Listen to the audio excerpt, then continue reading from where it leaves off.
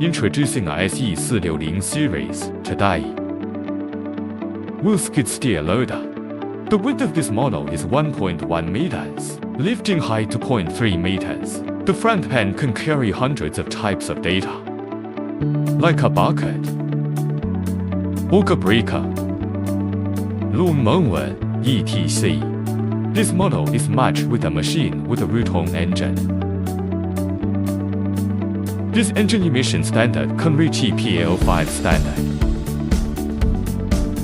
The back end is equipped with a waste handle.